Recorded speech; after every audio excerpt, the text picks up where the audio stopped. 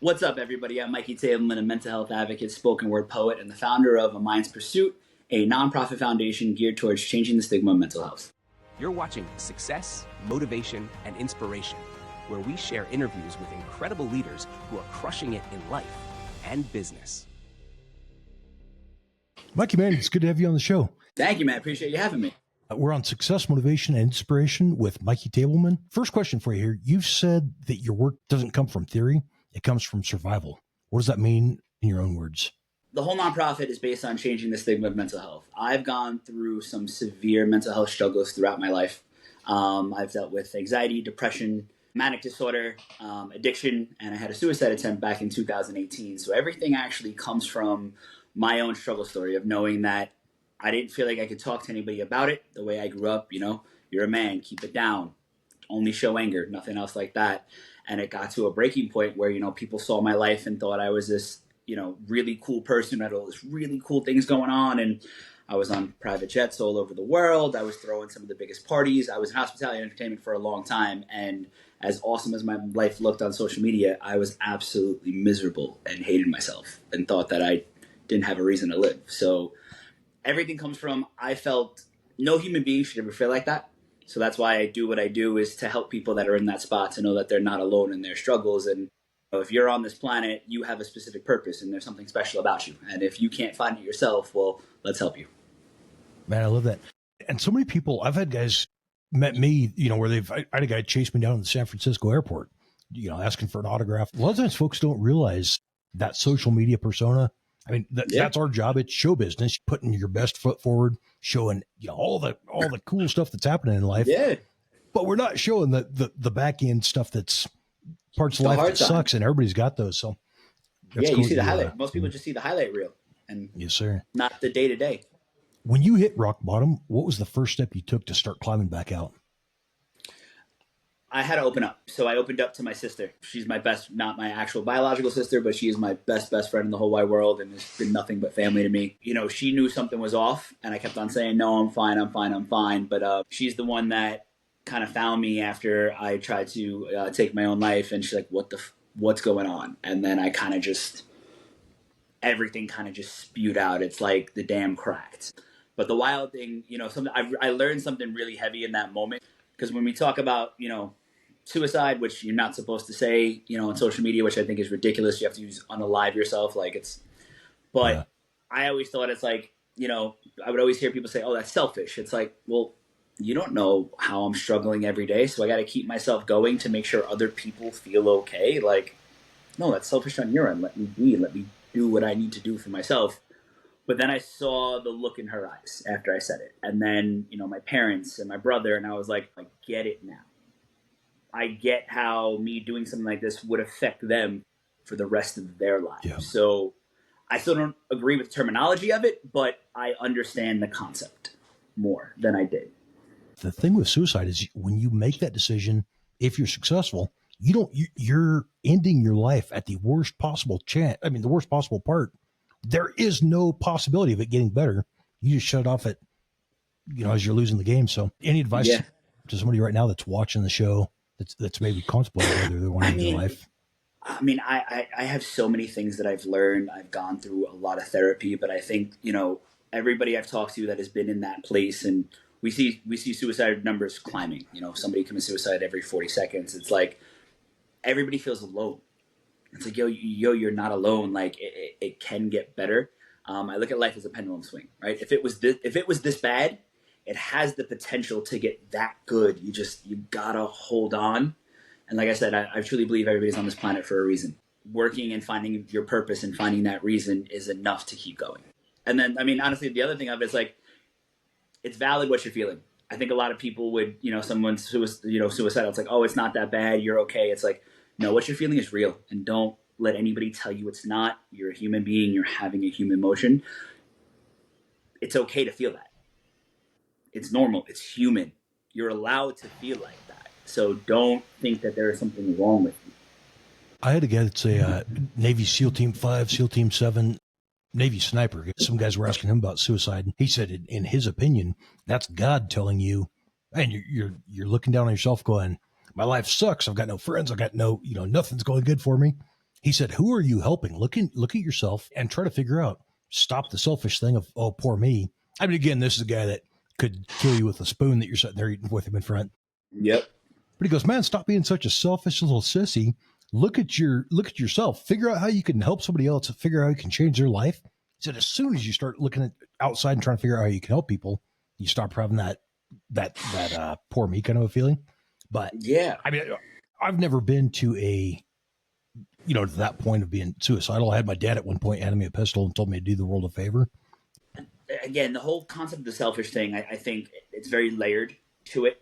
And I have more of an understanding to it, but I think there's both sides of it where it's like somebody's just looking for help. So it's not being selfish. They selfishly need someone to see them and it's a help. But I agree with the whole looking at how you affect the world, because I've done a lot of things in my life. I just turned 37 years old, but I've worked in some industries. I've been around the block. I've done a lot of really cool things. And when I look at the people around me, I've been in hospitality for a long time, but I've hired all of my friends to work these jobs with me. I've given people these incredible experiences. And, the amount of times people tell me how much I touched them or have inspired them, even before I've gotten to this point now that it's become more of a forefront of what I do. What you do affects people. If somebody loves you, somebody cares, somebody will be affected by it. So I think it is good advice to kind of remove yourself from the situation. But again, when you're in that dark of a place, you're not thinking about living for other people. Because again, I had that thought too. It's well, I know this is going to affect people, but you're going to move on. You're going to get over it. They don't, which is something that I was naive to. But at that point, it's just I feel it. I feel this way and I hurt so badly. You're going to hurt for a little while, but eventually you're going to be okay. So it's such a layered conversation, and I think it's different for every single person that struggles with it.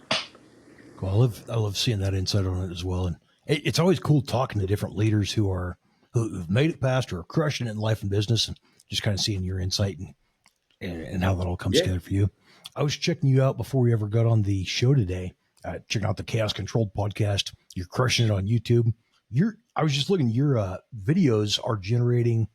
You got 5,100 subscribers already, well over that, with only 500 videos. And it's cool just looking at your analytics, how it's just blowing up. So you're touching a lot of people.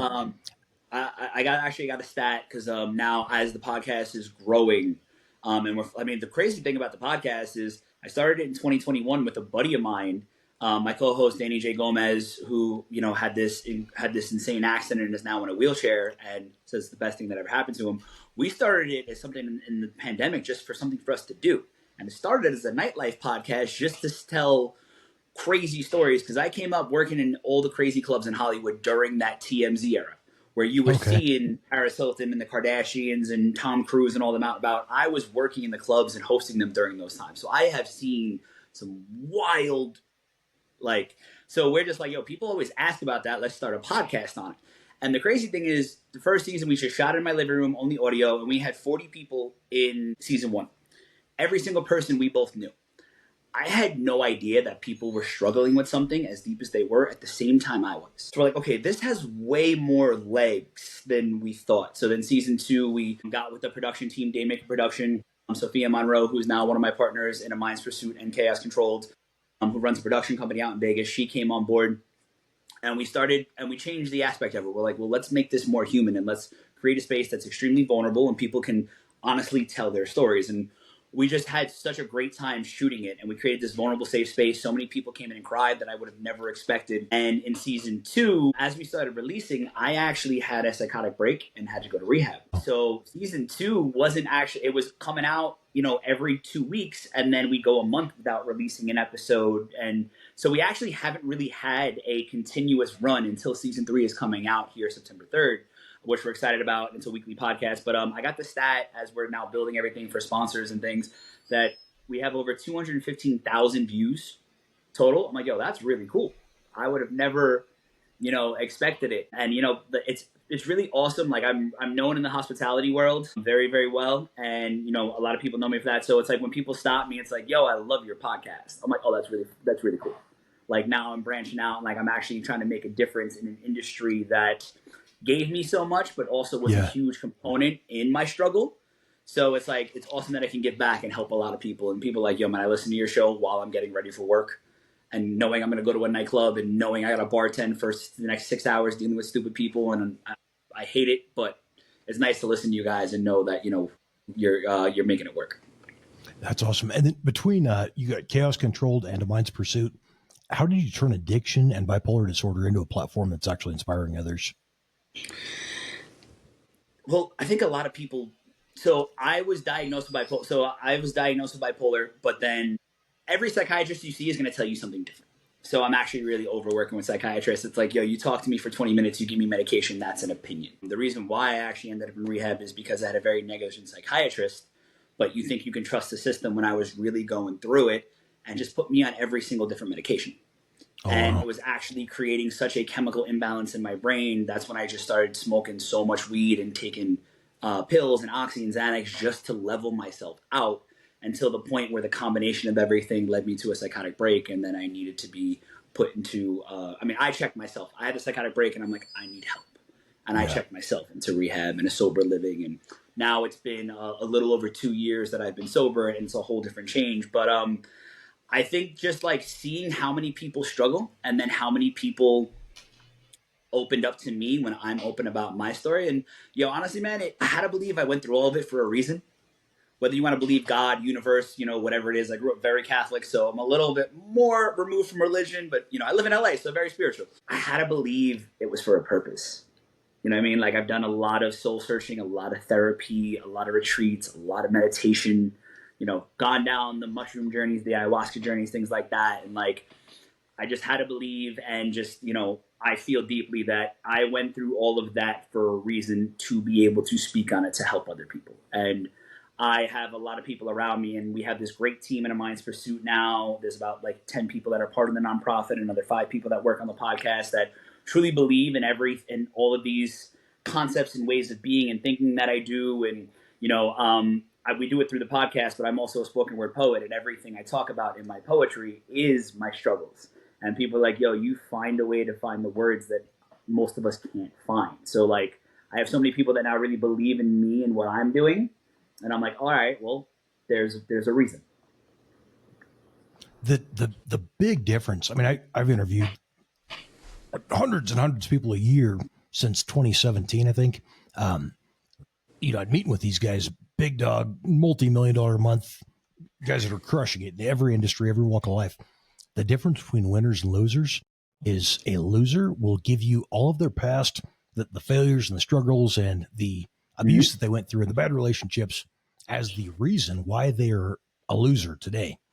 A winner will do the exact same thing, but they use those same struggles, those same problems as a reason to become something better and inspire others. So I love that you're on that path, doing good stuff and using your story and the junk that you've gone through to help change people's life and keep them from going down the same path, or maybe help them out of a absolutely. I think, and especially as a male, right, there is a vulnerability that we're taught to not have that really is a big part of Mind's Pursuit. I mean, everybody struggles mentally, but men have the biggest struggle when it comes to their mental health. I mean, suicide is the leading cause of death in males between 24 and 45. So I didn't know that. Wow. Yeah, so men don't open up specifically. So it's like, I get it a lot where people will look at my life and who I am and, all the things I've been a part of and all the cool things I've done, the cool parties I've been to, the celebrities I've hung out with. I'm over 6 feet tall. I got a ton of tattoos. I live in LA in the cool places, cool spots. Everyone's like, yo, I would never think you would be somebody who struggles. Yeah. So it's like being open about that makes other people like, oh, like everybody is dealing with something like that. You can be open. And then we actually have a new show that A Mind's Pursuit is producing called Conversation with the Boys. And it's a men's mental health roundtable. And it actually originated, I was one of the first creators on Fireside, which is Mark Cuban and Fallon Fatemi's podcast live app. And that was where we first originated the concept. And we had men from all over the world listening in, just like, I wish I could talk to my friends like you do. Or like, I've learned so much that I can be more open with the guys in my life. Or it's like, hey, I can't talk to my friends about this, but I feel like listening to you guys makes me feel like one of the boys and part of your guys' conversation. And it lets me know that I'm not alone in what I'm doing. Well, how cool is that when you're at an airport, you're at an event, just walking around somewhere random, and somebody come up to go, man, you saved my life. You listen, I listened to this story you shared on a podcast or whatever. That's awesome, man. Best, coolest feeling ever. Like it's like, oh, this is all worth it. Because honestly, like, yo, if we just save one life for what we're doing, it's worth it. You know what I mean? Like, if you just touch one person, it's worth it. But knowing that I've touched so many humans, like, I mean, my birthday was last week, and everyone texts you happy birthday, and you get the generic, oh, happy birthday text. I got people sending me paragraphs, shouting me out on social media with paragraphs just about, how much I mean to them, or how much I've influenced them, or how much I inspire them. And it's like, man, if that dude from 2018 could see me now, or if that 15-year-old kid that was getting bullied, that hated life at that time, could see me now, it's like, man, I'm really proud of myself for what I'm doing and how I make people feel. And the world needs more empathy, and I'm extremely glad that I can be an empathetic person to really help a lot of people. If you're watching this right now on Amazon Fire TV, if you're on a newer smart TV, pause the screen, scroll down. There'll be a link there, call to action at the bottom of that page, where you can actually get in contact. Check out we'll have a couple of sites on there, Minds Pursuit and Chaos Controlled Podcast. Maybe update that with your new podcast coming out as well. Yep. But get in contact. If you're struggling right now, don't just sit there by yourself and try to figure out how to reach out to somebody that's gone through it. That I think is something where Mikey can help you out a lot. Yeah, 100%. What's the biggest lesson you've learned about resilience that anyone watching this right now could apply today? One of my favorite things I ever watched was an actor's roundtable, and it was Tom Hanks, and he talked about, you're feeling bad, you're having a hard time, this too shall pass. You're feeling great, you're on top of the world, this too shall pass. It's knowing that, again, life is like this pendulum swing, and no matter what, you're gonna have hard moments. So why make it harder on yourself? Keep pushing, right? Like you said before, the difference between somebody who's winning is just somebody who versus somebody who lost is they just tried one more time. This interview is sponsored by Newswire magazine. We celebrate the entrepreneurs and thought leaders shaping the future. Those who don't just adapt, but innovate. Who inspire others to think bigger, lead boldly, and create lasting change. Only a select few are featured in Newswire magazine. And for those who earn a place on the cover, the opportunities are unmatched. Your story shared with a global audience. Your achievements celebrated on national billboards, reaching millions. Every leader has a story. Every vision deserves a platform. Who will rise to the top? Stay tuned. You're witnessing greatness unfold.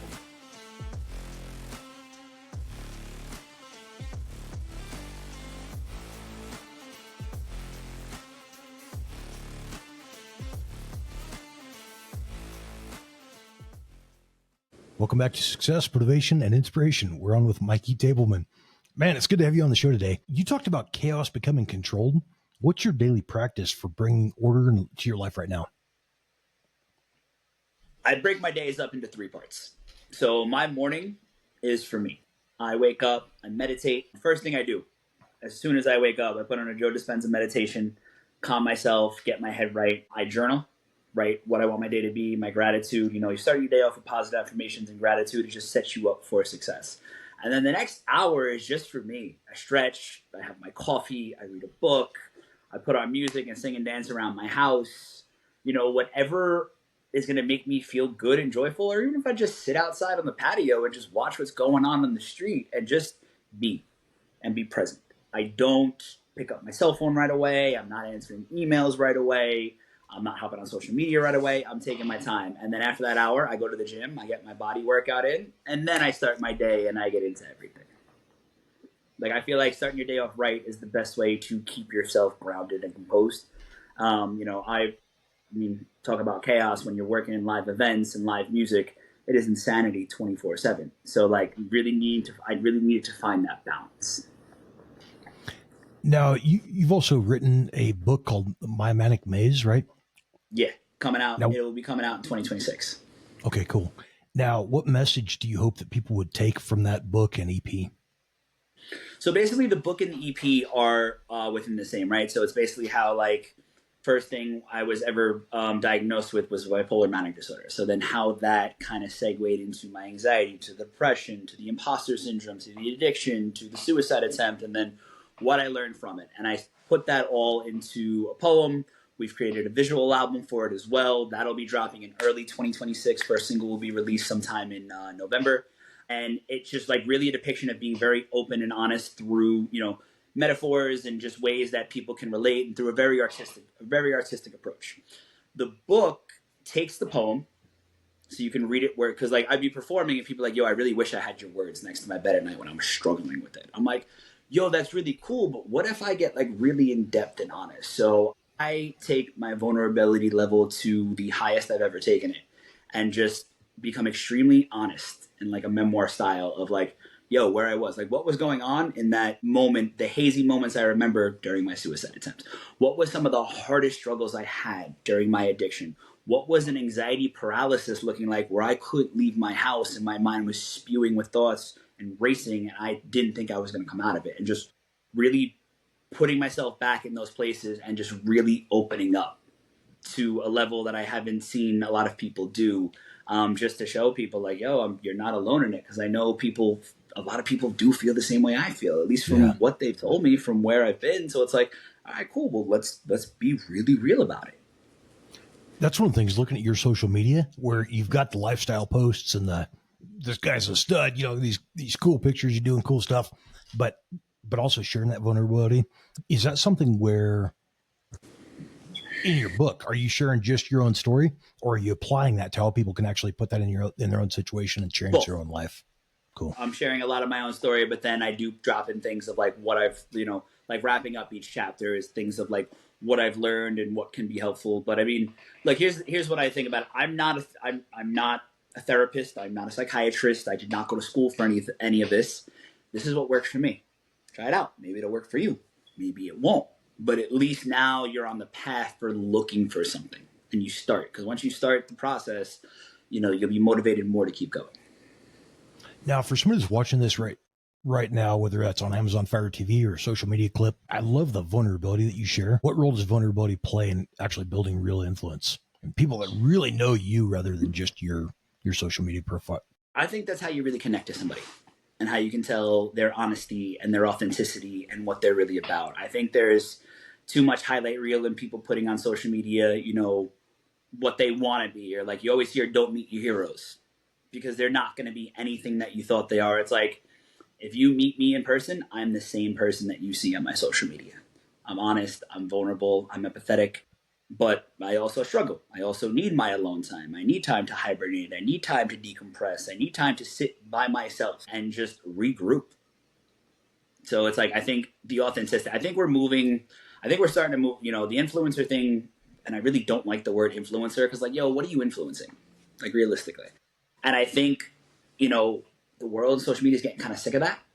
And we're starting to move towards this more concept of authentic vulnerability and people that you can really relate to, instead of somebody that you have zero in comparison with and puts these things on social media that is basically unattainable and is also complete on their part. Like, they don't really have, like, I can't tell you how many influencers I've met or been around, millions of followers posting that they're all over the world, but then they're sleeping on a friend's couch. I had a kid on a couple of years ago that was publishing a book on success. He was talking about basically like a .com success, about making money on the internet, and he was crushing it on all these podcasts and stuff. Got a real good personality, and it came time to do the sponsored deal on this. And he said, "Well, maybe if I could make payments." He was trying to break. I mean, not a large sum. Wondering if he could do like 6 months of payments to get featured. Going, as we talked, I'm like, we're not going to feature you if this is something where the whole thing, he was trying to make money to even get the book published, doing all these lifestyle posts and literally like the rented Lambo. And him and a buddy, or him and I think 11 friends had saved up, chartered a jet, and then they're all switching seats and doing their social media clip where, they're kicked back, relaxing. And then it was the next guy's turn to run up into that seat. It's like the one time that they're ever going to fly private. And they're selling this lifestyle on, here's how you can get there if you just buy his course or his program or whatever. So that was one where I always like seeing legitimate folks like you saying, man, it sucks sometimes. Here's the negative side as well. Yeah. Just kind of a cool thing to. I've been on private jets. I've been on yachts, but they weren't mine. Like, I got invited because I was able to provide a party and a lifestyle to some of these really rich people that want to be in the cool place, and I'm the one who has the access or throws the events. I don't got money to pay for that at all. You said healing isn't quiet, it's powerful. Can you share a moment when speaking up changed everything? When I decided that I needed to go to rehab. I think that, I mean, that's I have plenty of moments where I can think about it, but I think that was the most powerful one, because here I am really not practicing what I'm preaching, because, in 2020, that's where we started this foundation. And, at this point, the podcast is out. I've thrown a couple events. I've done some speaking engagements, but I wasn't authentically living what I was preaching. And it got to the point where I was like, I'm not okay anymore. Like, I really, really need help. And, speak out loud and tell my co-producers on the podcast, yo, I need a break. I can't do this. Telling, I still run music festivals. I still have a hospitality career. I mean, anybody who could tell you, like, a master's student is very new. So as my own entrepreneur funding my own project, I have two careers at this moment. I still run music festivals because that's how I make my money to pay to do my dream. And any entrepreneur is going to tell you that. Like, a lot of people think, like, oh, it just happens. It's like, no, I have to do both, and I'm really okay with that. In maybe a year or two, I'll be able to stop doing the events and music festivals. But also, I love that job. It's awesome. It brought me to where I'm at. So I have zero complaints about it. I'm tired all the time. It's now a lifestyle. So I was still working those events. I had to tell my bosses there, like, yo, I need a break. I'm not okay. And with how supportive everybody was. I mean, my boss, I love him to death. He paid me the entire time I was in rehab. He's like, I just want to make sure you're okay. Take whatever time you need. And even when I came back the first couple of months, everyone was very cool with letting me slowly move back in. And all my friends were so supportive. The first month, nobody could really talk to me. But then after that, people would come visit me every weekend. Or, I was allowed to leave the sober living for certain times during the day. And they would come pick me up and take me to lunch or just check in on me. And, I didn't take my phone or my laptop. I chose to, because the sober living I was living in was like, they called it an executive sober living. It's people who have high-end careers that just need the help. But I was like, I know a big part of that is the connection to the outside world. And I actually got myself a flip phone. I gave that number to 5 people. And by the time I left rehab, there was about 65 numbers in that phone, because so many people just wanted to reach in to check up on me. And it was like, by telling people I wasn't okay, you got to give people the opportunity to help you and show up for you and support you. If you don't, they're never going to. And we've all heard the saying, I mean, as you're a kid, you become the people you surround yourself with. But that's a good sign right there that the folks that you chose to surround yourself with, even as you're fighting addiction and fighting depression and these things, you reached out and connected with people who were willing to support you on that journey. Good folks who wanted good stuff for you. Life is so much easier to have a great life when you've got good people in your corner, huh? Oh, that's one of the biggest things I advocate for before. I am beyond grateful and blessed for the people. There's always a thing like, it's not about the destination, it's about the journey. It's like, no, it's the people you go on the journey with. And it's a lot of trial and error, right? Like, I'm 37 years old. I've had a lot of different friends, people you think come in and out, but I am beyond grateful. The people that I have in my life are amazing. They are so supportive of me. They're all like, and again, I'm still in hospitality, so everybody's still drinking and partying.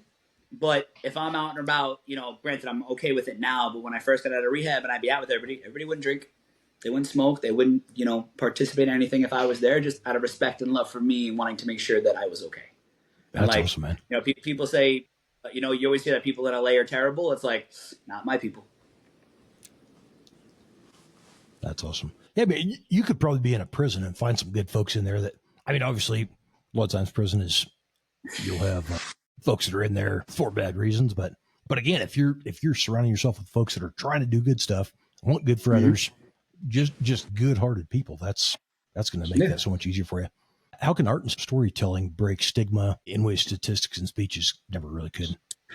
I think art is so powerful because it's a form of expression. So if you have like for me, it was really hard to just talk about what I was feeling, but being able to write it out through poetry changed everything for me. And it was so healing. So I have an event series called the Alchemy Events where we bring in up and coming artists and we have them speak on a struggle story, but then they share their art, whether it's music, whether it's paintings, whether it's, anything that they've built. that shows that they took their pain, alchemized it into a powerful thing that can inspire other people. I think art is such an amazing tool and outlet, and it allows you to speak so outside the box and allows you to speak without even speaking. Yeah, I've had a great time at these events. They were so awesome. The more I'm going into and checking out your profiles and stuff on your website, I would recommend that again. If somebody's on there watching this, go to amindspursuit.org. Check out, there's just a bunch of good quality information on there that probably help you if you're struggling right now. Next thing I was going to ask you is about your nonprofit. You lead a nonprofit called A Mind's Pursuit. What impact are you most proud of so far with that nonprofit? Honestly, those Alchemy Events, because it's creating this safe space where people can go and not feel judged and come as they are. And like the amount of people that after we've thrown a couple of these, we haven't thrown one in the last year, or the last 2 years, just because for myself, it's been a lot of my own healing journey and I put my focus first. The amount of people like, yo, man, we need more things like this, more things that are casual and not this feeling of LA style where you have to be somebody to be there. And it's just good people, good feelings. Everybody's here for a good cause and everybody's open and vulnerable and it's a safe space. And then also like on the podcast, I'm super grateful that people come in and, you know, are very, very vulnerable and honest and we shot last weekend and I shot 6 guests, all 6 cried. Would have never expected that. But the fact that we're creating these safe spaces that people can feel like they can be vulnerable and open and let their guard down and just get some of the heavy shit off of their chest, or just a place where they feel like they can take a break from because the world is a terrible place right now. And it weighs so heavily on everybody on top of their own problems. So just giving them a space where they feel like they can escape it for an hour or two. Like that's the coolest part about the nonprofit is, you know, we're looking to change the stigma, but we're looking to create a space where you can go in and feel like you can start that change. Love that. Now, for somebody who's watching this right now that feels like their story is too messy, what would you say to them? Oh, it's never too messy. It is never too messy. There is always a light. There's always a way. There is somebody you can relate to. And again, like I have my struggle. My struggle is different than everybody else's. But, you know, there's somebody that wants to make sure you're okay. There's somebody that wants to hear your story. You know, and somebody might hear this and be like, well, you have no idea what's going on in my life. You're right. I don't. I have no idea, but I know that I was at a place that I thought it was insanely messy, and I was able to find my way out. Now, where are we going to be able to find your book when you get that published? I'm working with the publishing company right now, and we're just starting that process. We just finished the deal with House of Story. I worked on this book for the last couple of years, and now it's just finding the right company to work with and the right people, and then kind of aligning it with the album as well. But I'm sure it'll be on Amazon. It'll be in Barnes & Noble. It'll be in bookstores and things along those lines. We're looking at a September of 2026 release date. The book is fully written and it's done, but now we're just really – what I love about what I do is like we're very meticulous and everything is going to come out, but we want to make sure that it is marketed the right way and getting to the right people that need it and has the right message and just tying up any loose ends and who we can partner with and who we can get to make sure it gets the most – visibility possible so it can help the most amount of people. Sounds good. And when you get that updated, we'll have to add that Amazon book link where they can actually buy it. Yeah. We'll connect that to your Amazon Fire TV episode. Then somebody from their TV can scroll down, click, and order the book right to their device, whether it's a tablet, iPad, cell phone, whatever. Awesome. What daily habits or rituals help you stay grounded now that you've turned your chaos into purpose? Well, like we talked about a little bit before, that morning meditation and grounding. And then I actually do a midday meditation just to, you know, I'm on phone calls all day long. I'm in meetings all day long, but I find like I carve out a 30-minute window where I can just stop. And then I also do a lot of breath work. People don't realize that they're not breathing properly. If you're not breathing properly, you're not getting the proper amount of oxygen to your brain to help your brain operate to its fullest capacity. So I do breath work as well. I've been certified as a breath work instructor to teach breath work courses. And basically, I'm not trying to teach breath work courses. I do it in some of my speaking engagements, but it was more for myself just to learn different forms of breath work to help me. Because like, yo, man, I don't have it figured out at all. I still have a lot of days where I'm anxious as can be, or I feel like everything is falling down around me, or I feel like nothing is going to work. And then breath work is the tool that I use to recenter and reground myself. Now, Newswire Magazine, actually the sponsor of this show, we co-host or sponsor events all over the country. A lot of the times they're personal development, leadership, self-help type of conferences, I would love to, have you come out and speak at one of those events. Are you available for speaking gigs? I would. Yes, I am. 100% would love to do that. And then, I have different forms of ways I do speaking gigs, whether it's keynote, sometimes I do incorporate some of the spoken word into it. I feel like I've been to a lot of TED Talks, love them, but sometimes they get a little boring. So if I could add some like really cool poetry lines and a couple little like riffs and things like that with the rhythmic flow, it seems to keep people way more engaged. Cool. That's awesome. Yeah. Now, if somebody's watching this wants to get a hold of you, what's the best way to reach out? Is that one of your websites, social media? Yeah, from the website, you can reach out directly. All the information is on there. There is an admin@aminspursuit.org email on there that comes directly to the team and that we filter everything out. Paisley PR is the media company, is my PR media company that I'm with. That once somebody emails a Mind's Pursuit, I automatically link them in. So yeah, that's a bunch of ways you can find me. I'm very open to, honestly, I love doing live speaking engagements. It's awesome. Give us just kind of a final thought.